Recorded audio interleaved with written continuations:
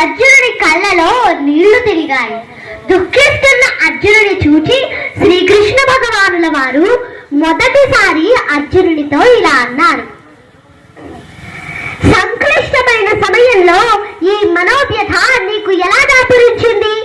ఇది ఆర్యులకు రాకూడనిది. అధైర్యపడి కృష్ణ, నేను ఎవరితో యుద్ధం చేయాలి? యుద్ధానికి ఎవరెవరు సిద్ధముగా ఉన్నారు? వారందరూ కనిపించే విధంగా మన రథాన్ని రెండు సేనల మధ్య నిలబండి. దుర్యోధనుడి పాడుబుద్ధికి సహకరించడం కోసం యుద్ధానికి వచ్చిన వారందరినీ నేను చూడాలి అన్నారు. అప్పుడు శ్రీకృష్ణ భగవానుల వారు భీష్ముడు, ద్రోణులు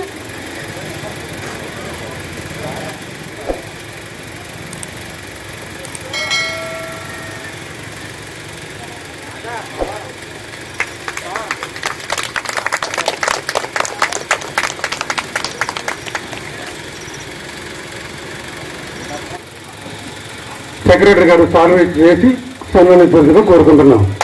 ఆంధ్రప్రదేశ్ శ్రీనివాస్ గారు, అలాగే ప్రెసిడెంట్ తాళా రామకృష్ణ గారు పూలమాల వేసి సత్కరించవలసిందిగా కోరుకుంటున్నాం.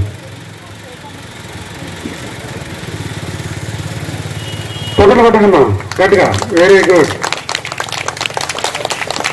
మీరు ఈ కార్యక్రమం మాకు ఇచ్చినందుకు మనసు సహకారంలో ప్రభుత్వ గవర్నమెంట్ తెలియజేసుకుంటున్నాం.